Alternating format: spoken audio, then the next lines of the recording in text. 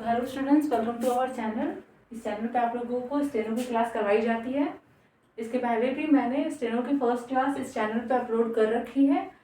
आप लोग देख सकते हैं यहाँ पे स्टेनो की फर्स्ट क्लास लिखी हुई है, जो कि ऑलरेडी हो चुकी है, लेकिन फिर से मैं करवा रही हूँ ताकि आप लोगों का रिवीजन हो सके। और आई थिंक आप लोग रिवीजन नहीं किए होंगे डे बाय डे, जिसकी वजह से आप लोग सब भूल गए होंगे। क्लास स्टार्ट करने से पहले मैं आप लोगों को बता देना चाहती हूँ कि स्टेनो के लिए क्या क्या चीज़ें नेसेसरी है। इसके लिए आप लोगों को एक कॉपी, स्टेनो की एक किताब, ये हिंदी की किताब है। इस चैनल पर आप लोगों को हिंदी से रिलेटेड, ऋषि प्रणाली से रिलेटेड आप लोगों को स्टेनो सिखाई जाएगी। तो आप लोग देख सकते हैं, ये किताब आप लोग खरीद लीजिएगा, ये मस्ट है। एक हिंदी की कॉपी लेनी है आपको, और हिंदी की कॉपी अच्छी होनी चाहिए। इसका कवर जो है मोटा होना चाहिए, क्योंकि इसको सीखने में एक लंबा टाइम जाता है।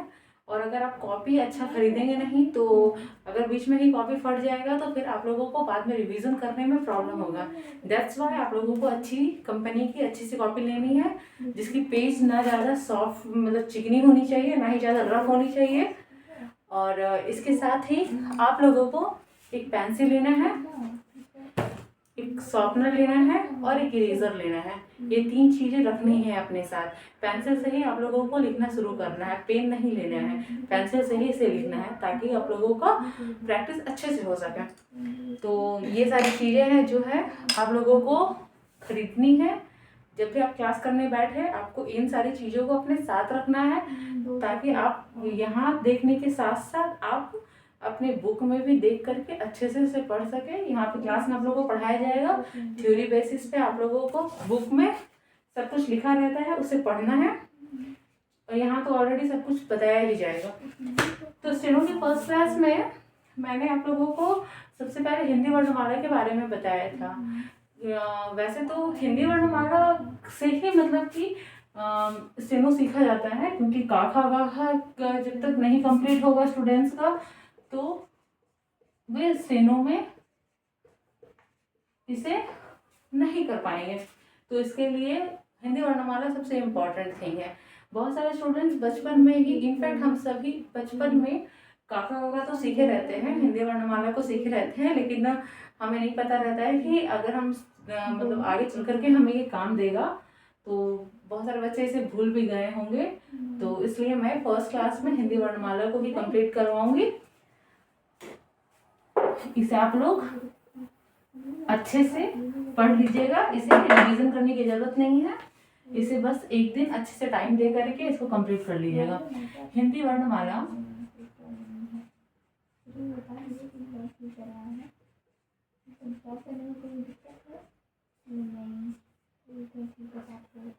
ठीक है। हिंदी वर्णमाला में वर्णों का समूह होता है। क्योंकि थोड़ी बेसिक से जा रही हूँ, इतना ज़्यादा मतलब कि मैंने देखा है कि सारे टीचर्स जो पढ़ाते हैं वो इतना बेसिक से नहीं जाते हैं। वो काका जो है लिखवा करके उसे स्टेनो में कैसे लिखते हैं वो सिर्फ बता देते हैं। लेकिन मुझे ऐसा लगता है कि हिंदी वर्णमाला को पहले जाना सबसे ज़्यादा इम्पोर्टेंट है, ताकि आप लोगों को स्टेनो में कोई प्रॉब्लम ना हो सके। तो वर्णों का समूह, वर्ण का मतलब अक्षर होता है,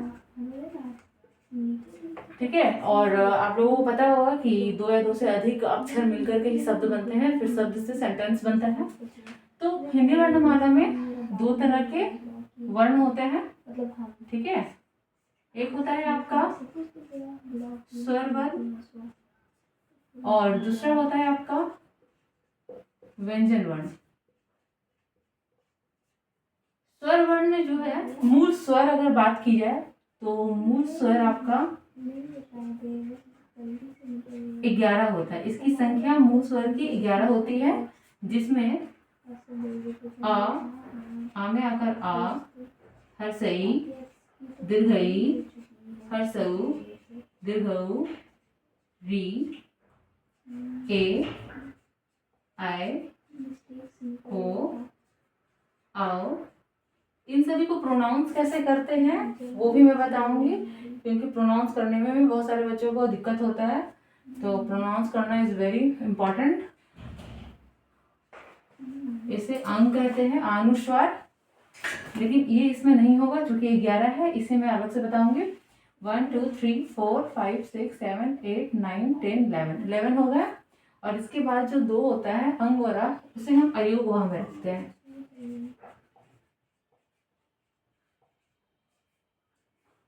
अयोग वहां में अंग और अ को रखते हैं। ठीक है, ये आप लोगों को क्लियर हो गया।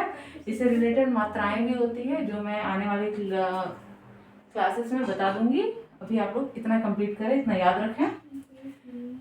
अब व्यंजन वर्ण की बात करें तो व्यंजन वर्ण में का वर्ग, चा वर्ग, टा वर्ग, आप लोगों को पता होगा इन वर्ग के अंदर जो है बहुत सारे वर्ण होती है। जैसे ये रहा आपका का वर्ग। का वर्ग में टोटल 5 अक्षर होते हैं, 5। क, ख, ग, घ, अंग। ठीक है। चा वर्ग में च, छ, ज, झ, इय। टा वर्ग में ट, ठ, ड, ढ, ढ आपका मूर्धन्य। त वर्ग में आपका त, थ, द, ध, न।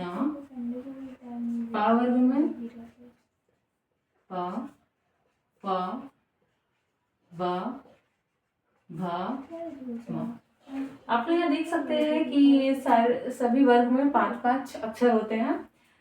स्टेनो में आप लोगों को इन 4 पे फोकस करना है, ये आप लोगों को इस पे फोकस नहीं करना है, इस पे करना है एक्चुअली। इन तीनों पे नहीं करना है क्योंकि इसका साउंड ना की तरह ही होता है। जब हम इसमें लिखते हैं, जैसे मैं एक एग्जांपल दे दूं, यहाँ पे गंगा लिखा हुआ है, ठीक है, तो ये गंगा में अंगा छिपा हुआ है। तो जब मैं इसको लिखूंगी तो गा लिख करके इसे ना की तरह ये साउंड हो रहा है ना, तो मैं ना का इसमें मैं रेखा दे दूंगी, जो मैं आगे बताऊंगी किस तरीके से ना लिखा जाता है इसमें।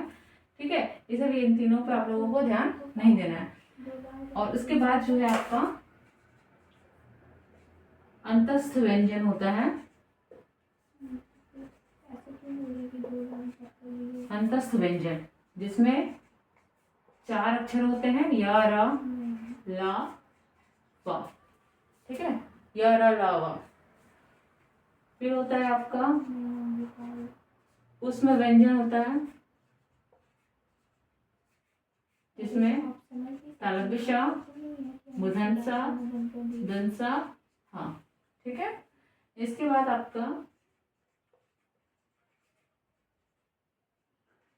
संयुक्त व्यंजन होता है जिसमें संयोगी छ है, ये त्र, ज्ञा, स्र, ये सारी चीजें होती है। आप लोगों को लग रहा होगा कि मैम स्टेनो की क्लास हिंदी वर्णमाला को कंप्लीट कर रही है, लेकिन हिंदी वर्णमाला बहुत कम जरूरी है। ये अगर आपका कंप्लीट हो जाएगा तो फिर स्टेनो में आप लोगों को शब्द वगैरह बनाने में आसानी होगी।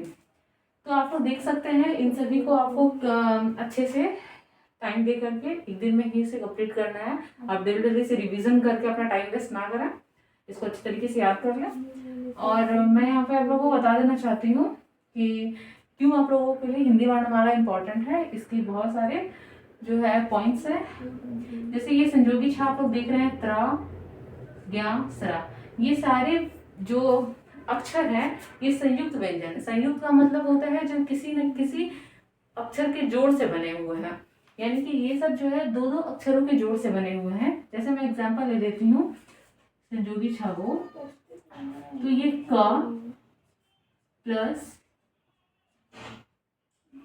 मूर्धन्य है, इसे मूर्धन्य कहते हैं। इन दोनों के जोड़ से बना हुआ है संयोगी छ। त्रा आपका त और र से बना हुआ है, त और र से बना हुआ है। ठीक है, आपका फिर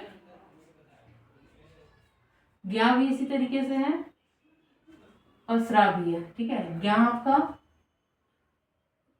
ज्ञा और ये आपका जा और या से बना हुआ है। ठीक है। और इसी तरीके से स्रा भी बना हुआ है, सा और र से बना हुआ है, ठीक है। तो आप लोग ये देख सकते हैं कि संयोगी छ में 2 अक्षर है, तो जब हम इसे स्टेनो में लिखते हैं तो स्टूडेंट्स को ये कंफ्यूजन होता है कि ये संयोगी छ कैसे लिखेंगे, क्योंकि का वगैरह तो हम लाइन रेखा दे करके आराम से इस तरीके से लिख लेते हैं, क्योंकि संयोगी छ इसे तो 2 अक्षर से ये मिलके बन रहा है ना, तो इसलिए इसे पढ़ाया जाता है ताकि आप लोगों को आसानी हो जाए। संयोगी छ क और सा से बनता है, इसलिए इसे हम का में सा दे करके, का में हम सा देंगे इस तरीके से। क्योंकि ये थोड़ा सा बड़ा जा रहा है, आप लोग का स्टार्टिंग क्लास है, इसे हम और भी शॉर्ट में लिख सकते हैं, क्योंकि आप लोगों को पहला क्लास है, इसलिए मैं इसे थोड़ा सा लॉन्ग करके बता रही हूँ। क सा क, ये सा आप लोगों को अभी कुछ समझ में नहीं आएगा, बस मैं एग्जांपल दे रही हूँ कि क्यों हमें पढ़ना ये इम्पोर्टेंट है। त्र, ता और र से, तो ता के लिए हम त ऐसे लिख सकते हैं, र ऐसे लिख सकते हैं, है ना। त्र हो गया ये, ता ऐसे भी लिखा जाता है और र ऐसे लिखते हैं। तो ये थोड़ा सा बड़ा हो रहा है, बहुत ज़्यादा ही लंबा लंबा जो है, इसे मैं बना रही हूँ अभी, इसे शॉर्ट में भी लिख सकते हैं। इस तरीके से ज्ञा और स्रा भी लिखा जाता है। तो इस चीज को आप लोगों को अच्छे से याद रखना है। आ में करा हर्षई दीर्घई हर्षऊ दीर्घऊ, इसमें देख सकते हैं आप लोग कि ये जो चीज है ना, इसे पढ़ने में बच्चों को थोड़ा सा समस्या होता है। ये आ में आकर आकार, ये मात्रा मैं कल बता दूंगी, कल मैं जो वीडियो अपलोड करूंगी उसमें आप लोगों को इससे रिलेटेड भी जो क्वेरीज होगी, जो प्रॉब्लम होगा, जो डाउट्स होगा, वो सब आप लोगों को क्लियर हो जाएगा। हर्षई दीर्घई हर्षऊ दीर्घऊ, थोड़ा सा इसे खींचते हैं, है ना, थोड़ा सा खींच करके बोलते हैं हम। री ए आय ओ आओ, ये अ अनुस्वार है, इसे हम अनुस्वार कहते हैं, अनुस्वार, ठीक है। ये लाइन के ऊपर पड़ता है और ये आपका अविसर्ग, ठीक है। ये हो गया आपका अविसर्ग हो गया, इसे हम विसर्ग कहते हैं,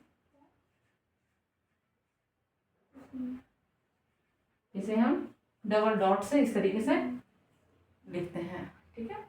इस चीज को याद रखना है। और आप लोगों को थोड़ा सा इस चीज पे भी ध्यान रखना है, क्योंकि स्टेनो में आप लोगों को आप लोग देखेंगे कि क ख ग घ जो है सब एक ही लाइन से लिख दिया गया है, ठीक है, लेकिन उसमें थोड़ा डिफरेंट होता है। खा में आप लोग को देखेंगे, ख और घ में आप लोग इस तरीके से ऐसा लाइन देखेंगे। तो ऐसा क्यों होता है, इस चीज को आप लोग समझ लीजिए। क ख ग घ, एक होता है आपका अल्प प्राण, ठीक है, और एक होता है आपका महाप्राण। मतलब अल्प प्राण का मतलब होता है जब हम किस अक्षर को बोलते हैं तो उसमें हा का साउंड कम आता है या फिर नहीं के बराबर आता है। जैसे का में आपका हा का साउंड नहीं आया, हम नॉर्मली ऐसे कह दिए क। जब हम खा बोलते हैं तो खा के साथ हा का साउंड आ रहा है, यानी कि हमारे आंतरिक से जो है, हमारे अंदर से हा का साउंड आ रहा है। ख ग घ, यानी कि इसमें ये महाप्राण हो गया, ये अल्प प्राण हुआ। इसको बोलने में थोड़ा कम समय लगता है, इसे बोलने में अधिक समय लगता है। तो इसलिए हम इसमें ये एक्चुअल में इसे आप लोग समझिए कि ये जो लाइन देकर के हम बीच में कट कर रहे हैं ना, ये ह है, ह ख ग ख ग घ, है ना। तो इस चीज को ध्यान में रखिएगा। आज का क्लास आप लोगों का यहीं पे खत्म होता है, आप इस चीज को याद रख लीजिए। कल मैं इससे रिलेटेड जो भी मात्राएं हैं आकार की, हर्षई कार की, दीर्घई कार की, इन सभी को बताऊंगी। आप लोगों का हिंदी वर्णमाला से रिलेटेड क्लास अभी 2-3 दिन चलेगा, उसके बाद ही फिर मैं स्टेनो की क्लास डालूंगी कि इसको स्टेनो में कैसे अनुवाद किया जाता है। इससे पहले हिंदी वर्णमाला को थोड़ा बहुत अच्छे से आप लोग कंप्लीट कर लीजिए। अगर आप आगे भी जाते हैं तो आप लोग को थोड़ा सा दिक्कत हो सकता है जब आप सेंटेंस बनाते हैं। तो सेंटेंस में आप लोगों को जब डिक्टेशन बोला जाता है ना, तो उस टाइम आप लोगों को ये ध्यान में रखना होता है कि कहाँ पे मुझे पूर्ण विराम देना है, कहाँ मुझे अल्प विराम देना है, कहाँ मुझे प्रश्नवाचक चिन्ह देना है ना, कहाँ पे आपका एक्सक्लेमेशन मार्क देना है। तो इन सब चीज़ों को थोड़ा सा ध्यान में रखना होता है। और डिक्टेशन बोलने पर आप लिख लिए, बीच में पता चला कि आप लोग का ये सारे चिन्ह जो है छूट गया और जब आप उसे टाइप किए तो ये सब अगर आपका नहीं रहेगा टाइपिंग में तो आप लोगों का मार्क्स कट जाएगा। इसीलिए पहले आप हिंदी वर्णमाला की अच्छे से क्लास कर लीजिए, 2 से 3 दिन में ये चलेगी। उसके बाद स्टेनो की क्लास जब मैं अपलोड करूँगी तो फिर वो डे बाय डे उसको कंप्लीट कीजिएगा। इसे याद कर लीजिएगा। आज की क्लास यहीं पे ख़त्म होती है। जो जो चीज़ें स्टेनो के लिए ज़रूरी है, नेसेसरी है, उन सभी चीज़ों को आप लोगों को खरीद लेना है ताकि आप लोगों का जो है अच्छे से क्लास हो सके। Thank you so much.